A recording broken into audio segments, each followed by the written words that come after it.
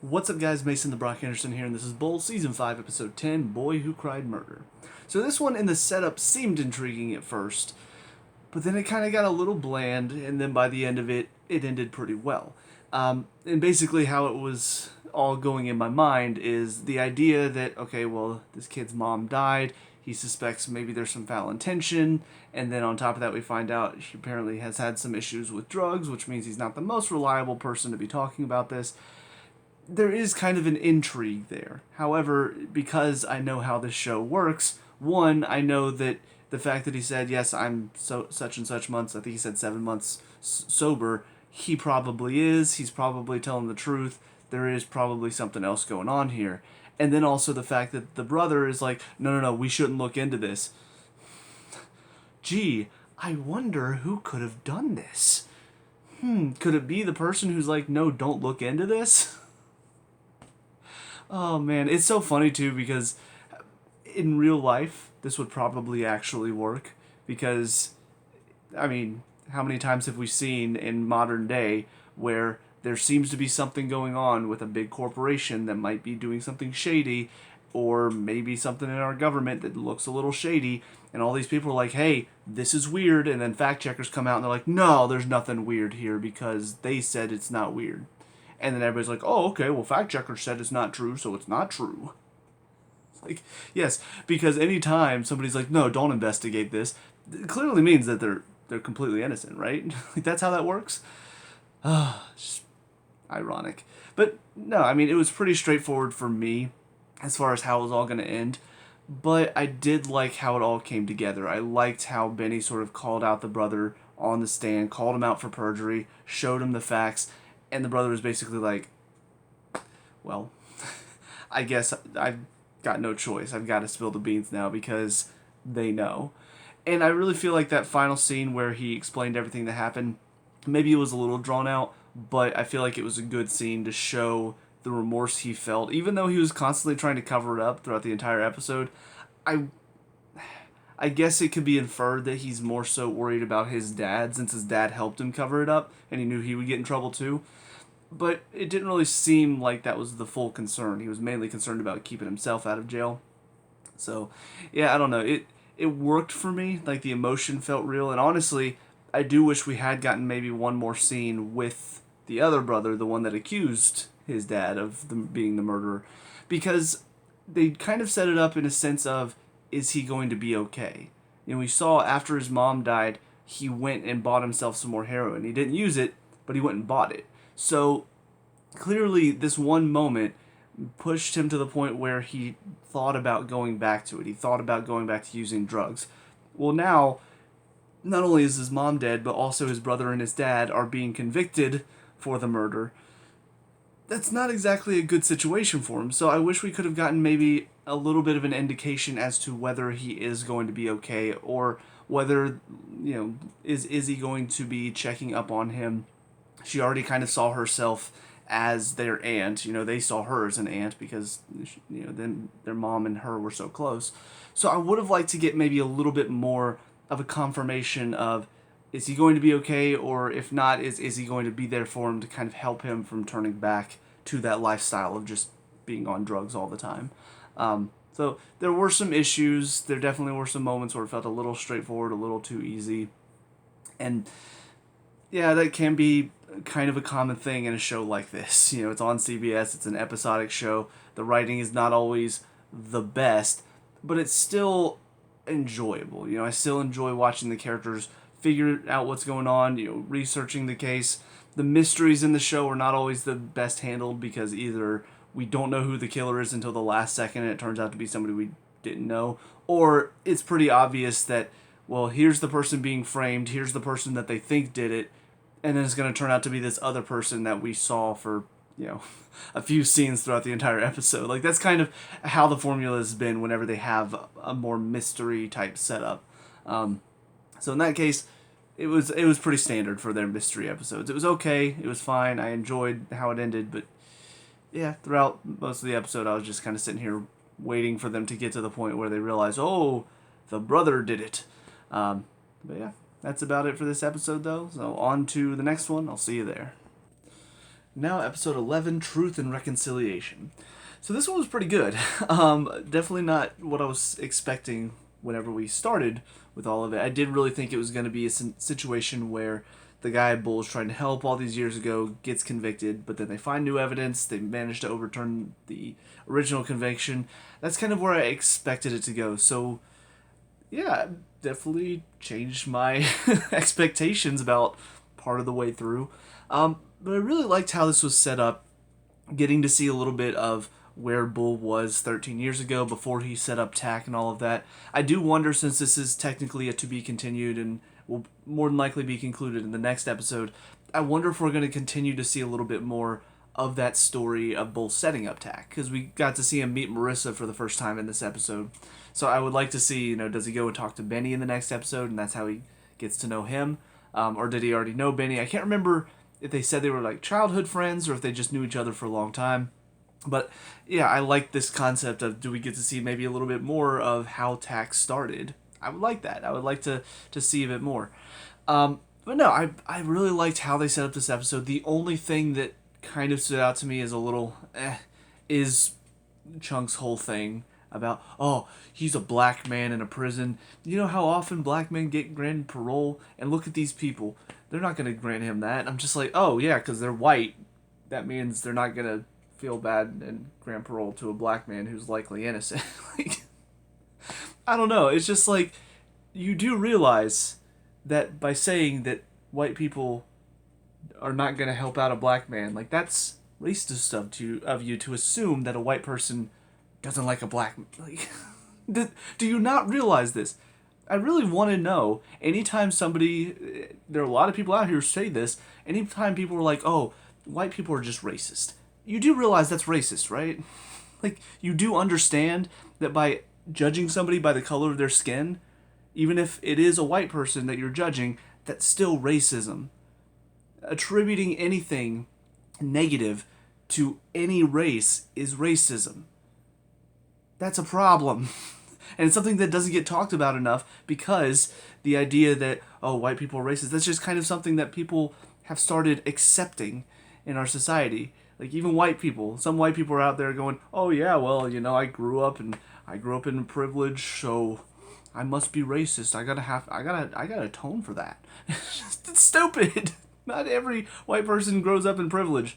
I see plenty of white homeless people as well as black homeless people. So clearly, the color of your skin doesn't always affect everything. So can we stop making it seem like the color of your skin is such a big deal? And I worry because, based on the description of the next episode, I saw that apparently Leo is a Black Lives Matter activist, and so I'm sure that's going to be a hotly debated topic in the next one. And it's just something that, can we stop? Can we stop making race everything? I mean, God, even Miss Marvel, talking about that show, I got 2 dislikes on the last one because probably people saw, oh, he didn't like the show. Racist, sexist. Yeah, because the show had terrible writing, the characters were bad, the plot was stupid. Yeah, clearly I didn't like it because she's a woman of color. That's why. Like, stupid. It's stupid stuff. So, yeah, I'm just seeing that one moment and then seeing, again, that Leo is going to be apparently the focus of the next episode, and seeing apparently he's a Black Lives Matter activist. I'm really worried that that's going to be the big topic in the next episode. And honestly, I mean, this was coming out 2021, and at the end of 2020 and all of that, yeah, there was a lot of very hotly debated race topics, because, of course, that's what apparently everything is about these days, even though probably most people don't really care what the color of your skin is. That's just the fact of it. So, yeah, I'm a little worried about the next episode, but as far as this one's concerned, I thought it was very well set up. I liked how it ended as well, with the wife of the guy who died kind of stepping up because of all of the stuff that she did, probably just to sort of make everything go away, because there are a lot of people, I think, that would, in her situation, probably do something similar, where don't want to think about it, don't want to relive it. You know what, even if this guy supposedly did have something to do with it, I don't want to talk about it anymore. I want to be done with it. And on top of that, she's getting a ton of money as well, so it's not like she's going to turn that money down. So I'm glad that she sort of made up for a lot of her mistake that she made throughout the years by finally stepping up and giving her testimony that no, he's innocent. He is. Like, it's very clear to me.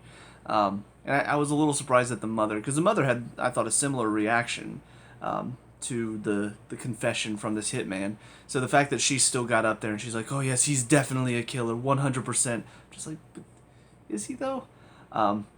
But I'm hoping that we get a little bit more about this Kaminsky guy. He definitely showed him his true colors in this episode whenever Leo accused him. He's just like, did you hear that? This young man just threatened me. Judge is back. Like, very obviously arrogant. I wouldn't be surprised if he was possibly on the payroll for whatever criminals wanted the Ivan guy taken out. So I wonder if we'll find out a bit more about what happened back then in this next episode. So, because I get the feeling Leo more than likely didn't do this, so it's probably going to end up being a situation where maybe with the fact that Kaminsky's connection probably to the crime gangs, or the crime organizations, the mobs that he was more than likely helping in the past, I wonder if maybe since that was about to come out with Arthur getting released from prison, this may have something to do with his death. Maybe they decide to take him out before all of this could get figured out, and then he ends up being essentially a turncoat and giving up information about all of the mobs. So yeah, I hope we get a bit more information about what his whole deal was.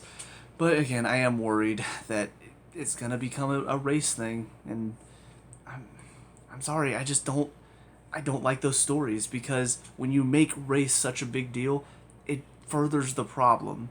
It makes it all about, it's all about race. Like, that is the big issue. And I don't think that's the issue in our country. The biggest issue in our country, I talked about this in Criminal Minds in the one episode, there's a clear issue when it comes to the rich and the poor.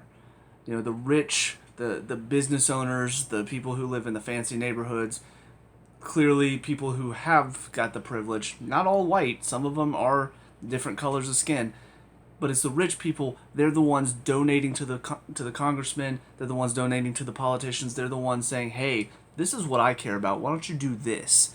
And they're the ones that get the better treatment. The poor people of all colors, sizes, shapes, all of that, they're the ones that suffer because the politicians don't care about the people that aren't going to give them a bunch of packs.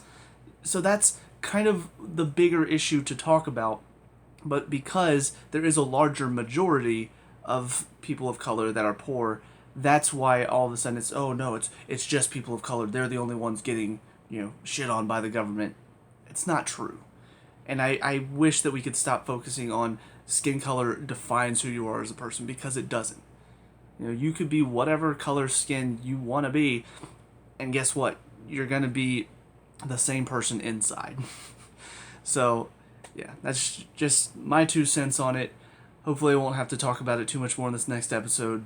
I wanted to go ahead and just get it out here so that in the next episode I can focus more on what's actually happening, because I know it's probably going to be talked about, but we'll see what happens. So, on to episode 12. I'll see you there. And now, episode 12, Evidence to the Contrary. This is about as rough as I expected it to be. Oh, man. Because, yeah, I mean, again, I saw what it was going to be about. I saw Leo was a part of BLM, and I'm just like, oh boy, we're going to get a lot of discussing this, aren't we? And we sure did. And again, it all just comes down to you're basically attributing all of who you are based on the color of your skin. That's what I see in this episode. And it's stupid, because that's not who people are. The woman at the end, the bull's talking to, I was so convinced. It's like the show is sitting there, yeah, white people, stop being so white. Do you not see the problem? Do you not see the problem? You're attributing all of this as, people who don't like minorities, that's all white people. That's racist. Because you're using, are there white racists out there? Yes, they exist. There are black racists out there. There are Hispanic racists out there. There are racists in every country. But your focus is only on the white racists because they're the majority, so that makes them more wrong. That's a problem. How about we stop acting like race is the biggest issue? How about we stop acting like that's all that defines a person? How about we start acting like, oh, you know what? Maybe we're all humans. Maybe we're all Americans. Maybe we should just stop acting like we're different. Oh, God. So, outside of all of that stuff, how was the episode? Kind of dumb. Because I don't know. I just feel like a lot of it was based on that. And so the parts that were outside of it, it just felt like there wasn't a whole lot of attention given to it. You look at what the father did. Kind of stupid. I mean, yes, it works out because he did go to prison for a long time for something he didn't do. So granting him some leniency because of something he did do, it makes sense. It kind of balances out. But what he did was stupid because the team is still looking into it. They're still trying to figure out who did do this. So him going up there and making this statement, all because, well, they're not going to find him innocent. Well, that's your prejudice speaking then. That's you sitting there seeing a white woman on the stand and thinking, oh, she's never going to find him innocent because she's white. That's prejudice. So even that, it's not focused on the Black Lives Matter stuff. It's still focused on another aspect of racism that doesn't get talked about enough. And then you look at what happened with Leo, and a lot of his stuff doesn't make a whole lot of sense. The case itself. This ADA was so focused on getting him, so focused on reeling him in, that she went way outside of the boundary to the point where she was interrupting the judge. Like, she wasn't listening to anything the judge was saying. The judge said she was this close. And then they're like, well, I don't know if we want to put Leo up on the stand because she's going to mention Black Lives Matter. Excuse me, Show, you're forgetting something. You're forgetting something you told us earlier in the episode when Chunk went in and talked to the judge and said, hey, we don't want any mentions of Black Lives Matter as far as our client is concerned. And she said, okay, that's outside of the boundaries, so Show, you're forgetting. I mean, I'm sitting there thinking, she already pushed it way close to the line with this one impassioned cross-examination that she was doing of the wife of the cop. She already pushed herself to that point where one more coloring outside the lines, contempt of court. So you put Leo up on the stand, the only thing she can talk about is his one arrest. But she cannot mention his affiliation with Black Lives Matter because that was already expressly forbidden by the judge. So, why didn't we put him up on the stand?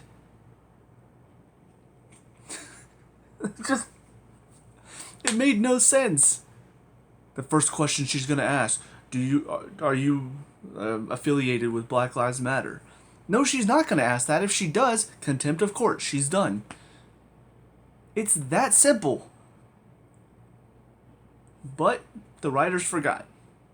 Because they wanted to throw in this BS conflict where suddenly the dad has to be the one to go up on stand, and then he goes and lies about the whole situation because he's so convinced that this jury is not going to find his son innocent because his son is black. That doesn't happen in this country. Okay. Sure. Whatever. I mean, I should have known that this was going to happen because, I mean, again, this was it was probably filmed in 2020, maybe early 2021.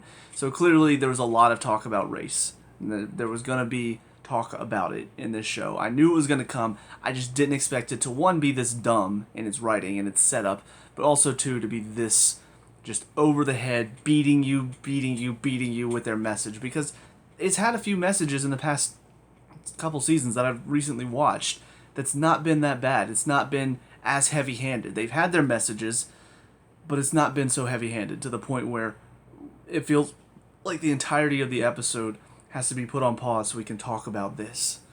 So, yeah. It's a frustrating episode because, again, it focuses on things that I feel like are just making the issues worse rather than actually trying to bring people together. And it wasn't a well-written episode. Again, they made a lot of mistakes. The ADA herself was kind of, I don't know. We've seen ADAs. I mean, the ADA in the last episode, too, was also pretty annoyingly like, oh, this is just stupid. Like, what they're saying is clearly wrong, even though she has no proof of that. um, so I don't know. There's just so much about this episode that frustrating, very frustrating to deal with, and I'm sad. I'm sad because the show has been so good. Even in this season, it was still pretty good overall. It was still like the COVID stuff frustrating for me to have to see again because I'm tired of it. I'm tired of all of the BS with it, especially now that they're trying to bring it back again for the third time because third time's the charm. I'm sick of it, and so watching the show, I'm like, you know what? I could put it aside because overall it was pretty good. The writing's still pretty good. The cases are still pretty good. But then you get to this episode, and it's back to the BS liberal pandering. Just we need to talk about this message that some people won't relate to, but we're gonna talk about this message, and we're gonna make sure our message is heard. The writing, characters, maybe we'll focus on that a bit later. But mainly the message. That's what we need to focus on. It's dumb. It's dumb. So, yeah, that's about it for this episode. Hoping we go back to better stuff soon. Yeah, that's it for me. So let me know what you guys think down in the comment section below. What were your thoughts on this episode and these three all in general? Let me know. We can talk about and discuss all the good stuff. Leave a like and subscribe for future bowl reviews, and I'll see you guys in the next one. Peace out.